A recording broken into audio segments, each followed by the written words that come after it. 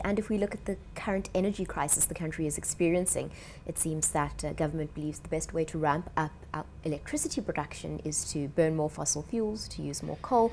This is obviously very worrying to your organization. Very much so. The reality is that our organization is primarily there in order to be able to engage with the climate change problem. And as a result of seeing what the primary issues are inside of the climate change problem, the number one thing is how it is that we deal with our energy mix within this country.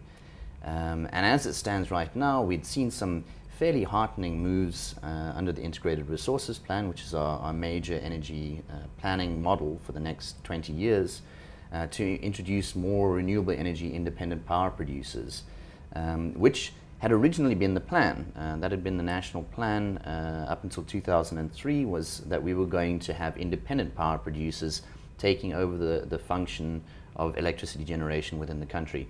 And then that quite rapidly changed, and now we're in a situation where there's quite a strong push for additional fossil fuel burning activities, as well as nuclear power, which is something that we're not in support of. We don't believe that to be a climate change solution, and certainly it's not listed as one of the climate change solutions under the Kyoto Protocol. So we're starting to see a very worrying reversal of some of the positive trends that we've been seeing in the past, and we'd very much like to encourage government to be able to reevaluate how it is that they're addressing the issue. There are a number of problems with the way that we're starting to move forward into our energy generation mix up until 2030. I think everyone is very much aware of the extreme delays and the organizational mess that's taken place behind Medupi and Kusile. They're just getting pushed further and further back. And also some of the extreme costs that are associated with that. We're seeing cheaper and cheaper renewables coming on all the time. And even now, as we speak, we're having renewables coming in at cheaper than fossil fuel prices, even on coal. And that's not even including the externalities. There are huge amounts of externalities that are not incorporated into the costs behind fossil fuels in particular. Things like air quality impacts, things like acid mine drainage, things like water impacts. Very few people know that it takes 2.6 liters of water to be able to produce 1 kilowatt hour or 1 unit of coal-fired electricity. That's water we can't afford to lose. We've already allocated over 96% of our available water in this country. What are we going to do? Where are we going to continue to find the water that we need in order to be able to continue down the pathway that we presently have charted?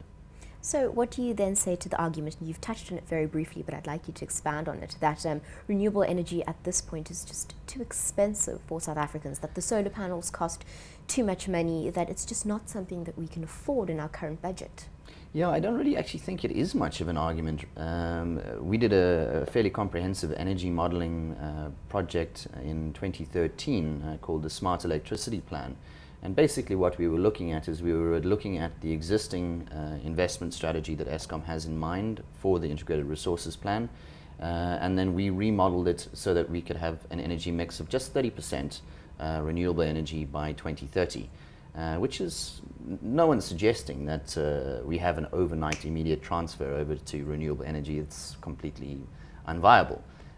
But the idea of starting to ensure that more and more of our new generation capacity comes on from renewables makes a lot of sense. The financing costs are not there. Obviously, the worse that Eskom's bond status and credit rating becomes, the higher the lending costs become, the more that we have to pay in order to be able to finance that through the price that we pay for our units of electricity. So what we're starting to see is we're seeing this situation where, as a result of what is actually quite a gradual introduction of renewable energy, we're not only able to reduce our loss of load probability, which is basically our potential for having blackouts, which under the Integrated Resources Plan as it presently stands is around about 0.9%, whereas under the plan that we've promulgated, the Smart Electricity Plan, it's 0. And the cost of being able to have this transition is significantly less than the Integrated Resource Plan model as it presently stands. So we have the proof, we have the modeling data that it is not only cheaper, but it's also safer for us from an energy security perspective in order to be able to go down a renewable route and to be able to focus much more on that. And that's just looking at the basic rands and cents of it. That's not looking at the job generation capacity. That's not looking at any of the environmental benefits from this. This is not looking at the international benefits that we would get as a result of being able to exceed our carbon emission reduction targets that Jacob Zuma set for us at Copenhagen in 2009. You know, there are so many benefits from going down the renewable energy route, and so few benefits from continuing down the existing pathway that we have, that it really doesn't make sense to not pursue a much more aggressive pathway towards renewable energy.